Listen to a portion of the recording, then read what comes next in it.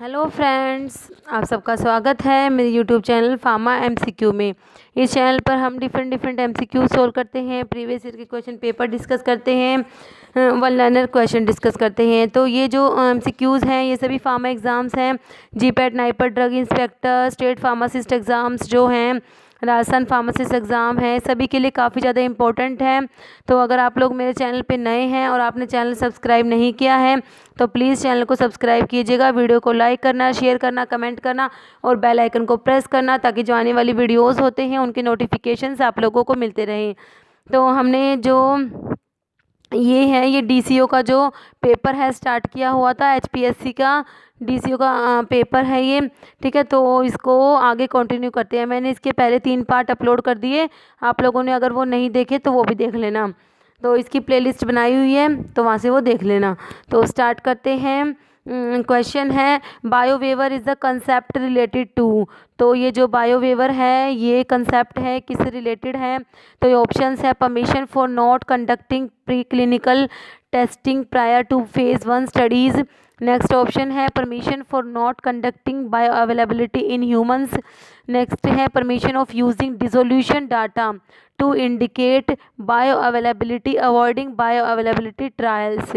Next है, permission to market the product without bio availability and toxicity studies. तो इसका option हो जाएगा सी, जो है ये राइट ऑप्शन है, ठीक है। तो ये ऑप्शन सी सही हो जाएगा इसका। नेक्स्ट है, तो बायोवेवर का जो कंसेप्ट रिलेटेड है किससे, इसका ऑप्शन सी राइट हो जाएगा। नेक्स्ट क्वेश्चन है, in case of a drug given as intravenous multiple dose which one of the following statement is correct. तो इसके ऑप्शंस आपके सामने हैं, plasma profile is free from fluctuation, तो ये तो गलत हो जाएगा क्योंकि इसमें मिनिमम टू मैक्सिमम फ्लक्चुएशन होता है मल्टीपल डोज में। नेक्स्ट है, when dose interval is adjusted to biological half life the ratio of maximum to minimum is 2। constant plasma level is attained after third dose. It is not possible to cross 2.5 times toxic level by multiple dose, ठीक है। तो इसका option B right हो जाएगा।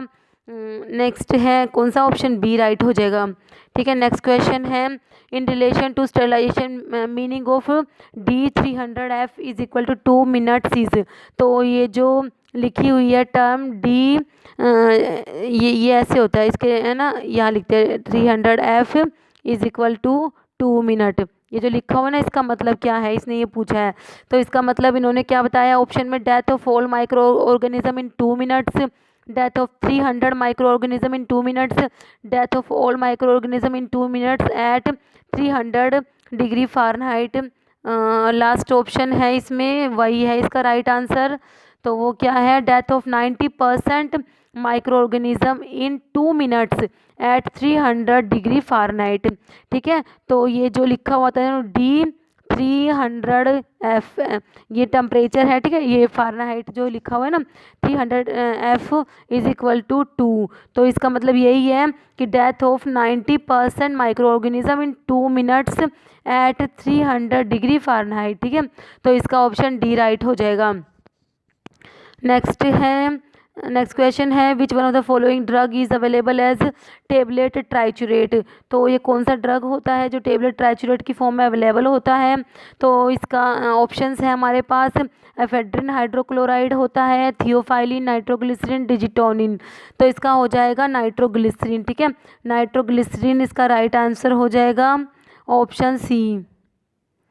Next है, during coating process a porous tablet is likely to show. तो इसका option है, tackiness, orange peel effect, mottling, bridging, ठीक है। तो इसका आंसर आप लोग मुझे कमेंट करके बताना, ठीक है, इसका क्या आंसर होगा। During coating process a porous tablet is likely to show which defect. तो इनमें से 4 ऑप्शन है, इसका आप मुझे कमेंट करके बताना इसका क्या आंसर होगा। नेक्स्ट है, degradation of ampicillin ट्राईहाइड्रेट in aqueous suspension follows the following kinetics. तो इसका है apparent first order kinetics, apparent zero order kinetics, mixed kinetics, fractional order kinetics. तो इसका क्या आंसर होगा, इसका होगा first order kinetics, option A right हो जाएगा, ठीक है। फर्स्ट ऑर्डर काइनेटिक्स होगा। नेक्स्ट है, Wagner Nelson method deals with. तो ये वैगनर नेल्सन मेथड्स होता है ना, ये किसके लिए होता है? तो ये होता है एब्जॉर्प्शन रेट कांस्टेंट के लिए होता है ये। तो इसका ऑप्शन है, stability determination of a drug in GIT prediction of ADME, behaviour of a drug, calculation of absorb dose, calculation of elimination, half life of a drug. तो ये ऑप्शन सी राइट हो जाएगा, एब्जॉर्ब्ड डोज। ठीक है, option C right हो जाएगा इसका। ये एब्जॉर्प्शन रेट कांस्टेंट के डिटर्मिनेशन के लिए होता है, वैगनर नेल्सन मेथड। नेक्स्ट है fluid that do not flow until A minimum shear stress called threshold shear stress is applied on them. तो उन्हें क्या बोलते हैं? डायलेटेंट बोलते हैं, बिंगम प्लास्टिक, स्यूडो प्लास्टिक या न्यूटोनिन। तो उन्हें बोलते हैं बिंगम प्लास्टिक। ठीक है, ऑप्शन बी जो है इसका राइट आंसर होगा, बिंगम प्लास्टिक। ठीक है, तो इसका हो गया ऑप्शन बी राइट हो जाएगा। क्या हो जाएगा? बिंगम प्लास्टिक हो जाएगा। ठीक है, नेक्स्ट क्वेश्चन है कैलकुलेट ए क्लियरेंस, कैलकुलेट करना है antibiotic from the following data. ठीक है, तो इसमें ये ना ये क्वेश्चन है न्यूमेरिकल टाइप। तो इसमें क्या करना है? क्लियरेंस कैलकुलेट करना है। क्या क्लियरेंस कैलकुलेट करना है इसमें। ठीक है, तो इसमें डोज दी हुई है। ठीक है, ये इसकी सी नोट हम यूज़ करते हैं ना, वो इसमें वो दिया हुआ है। ये KE एलिमिनेशन रेट कांस्टेंट दिया हुआ है। ठीक है, ये इसके ऑप्शंस हैं, कौन सा होगा? तो इसमें ये आप लोग देख लेना, इसका ये ऑप्शन ए ही राइट होगा। ठीक है, तो इसमें जो है इसका हो जाएगा, देखो क्लियरेंस कैलकुलेट करना है इसमें। तो जैसे मैं थोड़ा सा शॉर्टली आपको बता देती हूँ। क्लियरेंस का फॉर्मूला क्या होता है? Elimination rate constant into volume of distribution. ठीक है, तो इसमें एलिमिनेशन रेट कांस्टेंट दे रखा है 0.23। तो हमें जो इसमें आंसर ना मिनट पर मिनट, ये पर आवर है, तो इसको पर मिनट में कन्वर्ट करने के लिए कुछ 60 से मल्टीप्लाई कर देंगे। ठीक है, 60 से मल्टीप्लाई कर देंगे into VD। Volume of distribution का फॉर्मूला क्या होता है? जो डोज दी हुई है डिवाइडेड बाय जो C नोट है ये। ठीक है, तो इसको हम लिख देंगे, इसमें 200 mg डोज दी हुई है। डोज कितनी? 200 mg डिवाइडेड बाय जो CB ये नोट लिखा हुआ है, ये 8 माइक्रोग्राम पर ml है ना। तो ये 8, अब ये माइक्रोग्राम है तो ये ऊपर क्या है? mg है। तो इसको इससे मिलाने के लिए इसको -10 -3 से मल्टीप्लाई कर देंगे, तो ये भी क्या बन के जाएगा? mg पर ml हो जाएगा। ठीक है, तो ये सब जो है इसको जब आप कैलकुलेट करेंगे, इस सबको यहाँ पर कैलकुलेट करने में बहुत टाइम लग जाएगा। तो मैंने इसको करा हुआ है, जब इसको कैलकुलेट करेंगे ना हम, तो इसका ये ऑप्शन ए जो है ये ही आएगा। ठीक है, 95.83 जो है ये 95.83 ml पर मिनट। तो ये इसका आंसर होएगा। तो इसका ये option A he right answer है। नेक्स्ट है which one of the following would be an offence in accordance with the provision of the drug and cosmetic act 1940। तो कौन सा ऑफेंस है इनमें से?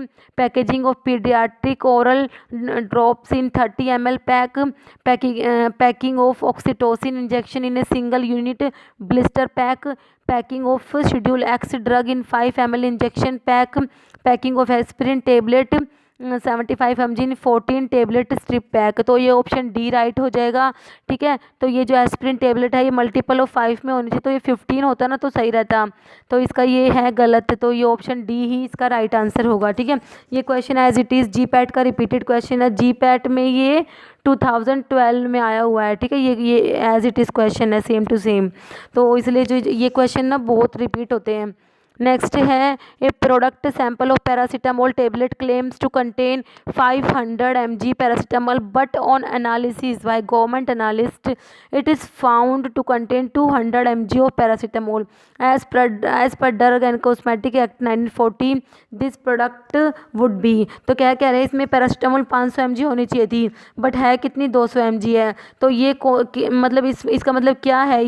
ये मिस ब्रांडेड ड्रग है या किस टाइप की है? ये मिस ब्रांडेड ड्रग है या फिर अडल्ट्रेटेड ड्रग है या फिर क्या है? स्पूरियस ड्रग है या अनइथिकल है? तो ये क्या हो जाएगा? मिस ब्रांडेड ड्रग हो जाएगा। ठीक है, ऑप्शन ए राइट है। क्या हो जाएगा? मिस ब्रांडेड ड्रग हो जाएगा। ठीक है, ये क्वेश्चन भी GPAT में 2012 के में ही रिपीट हुआ है। उसमें सेम क्वेश्चन सेम का सेम है, एज इट इज़ क्वेश्चन है। ये भी क्वेश्चन वहीं से आया हुआ है। नेक्स्ट है mechanism by which micro organism are killed by thermal method of sterilization is, ठीक है। थर्मल मेथड ऑफ स्टरलाइजेशन जो है इसमें जो वेट हीट, ठीक है, एक तो ड्राई हीट स्टरलाइजेशन होता है और एक मॉइस्ट हीट स्टरलाइजेशन होता है, ठीक है। ड्राई हीट स्टरलाइजेशन होता है और एक होता है मॉइस्ट हीट। तो ये मॉइस्ट हीट स्टरलाइजेशन की बात हो रही है। तो उसमें क्या होता है, इसके ऑप्शंस देखिए, coagulation of the proteins of micro organism cells, alkylation of the essential metabolites of micro organism cells, next है stopping reproduction of micro organism cells as a result of lethal mutation, oxidation of the proteins of micro organism cell. तो जो ये होता है ना, ये oxidation वाला, ये तो कुछ ड्राई हीट स्टरलाइजेशन जो होती है ना, ड्राई हीट स्टरलाइजेशन, उसमें मैकेनिज्म जो होता है ये ऑक्सीडेशन और डीनेचुरेशन होता है। बाकी का हमारा आंसर क्या होगा, हमारा आंसर हो जाएगा ये coagulation of the proteins of, तो हमारा आंसर क्या होगा, coagulation of the proteins of micro organism sales, ठीक है। तो आंसर याद रखना है इसका, क्या हो जाएगा, कोएगुलेशन होता है। नेक्स्ट है question, effect observed following systemic administration of levodopa in the treatment of parkinsonism, ठीक है। पार्किंसोनिज्म डिजीज़ जो है उसका क्वेश्चन है, क्या कह रहा है कि systemic administration of levodopa, levodopa देते हैं, सही बात देते हैं पार्किंसोनिज्म में, have been attributed to its catabolism to dopamine, ठीक है। क्योंकि इसमें पार्किंसोनिज्म में क्या होता है, डोपामिन चाहिए होता है, हमें डोपामिन का लेवल बढ़ाना होता है, ठीक है। तो लीवोडोपा जो होता है ना, ये क्या होता है, डोपामिन में इसका डीकार्बोक्सिलेशन होता है, लीवोडोपा जो होता है डोपामिन में कन्वर्ट होता है। तो carbidopa can markedly increase the proportion of levodopa, तो कार्बिडोपा जो होता है ये क्या होता है, ये साथ में देते हैं, लीवोडोपा के साथ में देते हैं। क्यों देते हैं, क्यों, आप देखो मैं बताती हूँ आपको। लीवोडोपा जो होता है इसका ना पेरिफेरल में अगर डीकार्बोक्सिलेशन हो जाएगा, डोपामिन बन जाएगा, तो डोपामिन जो होता है ब्लड ब्रेन बैरियर को क्रॉस नहीं कर सकता, ठीक है। तो इसलिए क्या करते हैं, लीवोडोपा के साथ कार्बिडोपा देते हैं। कार्बिडोपा क्या होता है, पेरिफेरल डीकार्बोक्सिलेज इनिबिटर होता है, पेरिफ्री में इसके डीकार्बोक्सिलेशन को इनिबिट कर देता है। तो लीवोडोपा जो होता है पेरिफ्री में ये डोपामिन में कन्वर्ट नहीं हो पाएगा, तो ज़्यादा से ज़्यादा लीवोडोपा जो होता है ब्रेन में एंटर कर जाएगा।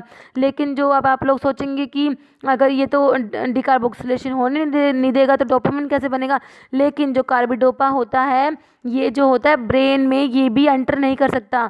तो जो कार्बिडोपा होता है ये ब्रेन के अंदर जाके इसका डीकार्बोक्सिलेशन को इनिबिट नहीं करेगा, ब्रेन के अंदर डोपामिन एंटर कर जाएगा ब्लड ब्रेन बैरियर को क्रॉस करके, और वहाँ पे क्या होगा, जो ये नहीं लीवोडोपा जो है ये ब्लड ब्रेन बैरियर को क्रॉस कर जाएगा और फिर वहाँ जाके ब्रेन के अंदर ये लीवोडोपा किस में, डोपामिन में कन्वर्ट हो जाएगा। और हमें यही तो चाहिए था, डोपामिन जो पार्किंसोनिज्म होता है इसमें डोपामिन की कमी होती है, तो डोपामिन का लेवल बढ़ाना होता है। तो ठीक है, इसलिए क्या देते हैं, कार्बिडोपा देते हैं। तो लीवोडोपा और कार्बिडोपा के कॉम्बिनेशन को बोलते हैं को कैरल डोपा भी बोलते हैं, ठीक है। तो ये भी है, तो इसके ऑप्शंस क्या हैं, increasing peripheral metabolism of levodopa, ये हो सकता है। क्या कह रहा है, इंक्रीजिंग पेरिफेरल मेटाबॉलिज्म, नहीं ये तो हमें कराना ही नहीं है, ये कराएगा क्यों, decreasing peripheral metabolism of levodopa, ये सही है। क्या करता है ये, पेरिफेरी में जो लीवोडोपा का मेटाबॉलिज्म होता है, डिकार्बोक्सिलेशन जो होता है उसको डिक्रीज करता है ये, ठीक है। तो ऑप्शन बी राइट है, आगे देखने की जरूरत ही नहीं है। आगे देख लीजिए, increasing metabolism of levodopa in the CNS, ऐसा भी नहीं है, नन ऑफ द अबव, ना भाई नन भी नहीं है, तो इसका आंसर क्या हो जाएगा, ऑप्शन बी हो जाएगा। ये question B as it is GPAT में से ही रिपीट हुआ है। तो ये जो DCO का पेपर हुआ था 2019 में, इसमें से बहुत सारे क्वेश्चंस जो है ना ये जीपैट के देखो, एक तो दो जीपैट 2012 में से आए थे क्वेश्चन, एक जीपैट 2010 में से आए थे, इन दो में से ही ज़्यादा क्वेश्चन रिपीट हुए हैं, 2010 में और 2012 में। अभी आगे क्वेश्चंस हैं वो भी मैं आपको बताऊंगी कहाँ कहाँ से आए हुए हैं। तो इस वीडियो में तो हम इतना ही डिस्कस करेंगे, आगे के क्वेश्चंस जो है हम नेक्स्ट वीडियो में डिस्कस करेंगे। वीडियो अच्छी लगी हो तो इसे लाइक करना, शेयर करना, और हाँ ये जो क्वेश्चंस हैं इनमें अगर किसी क्वेश्चन में आप लोगों को लगता है कि कोई मिस्टेक है तो प्लीज़ कमेंट करके ज़रूर बताना। Okay, thank you.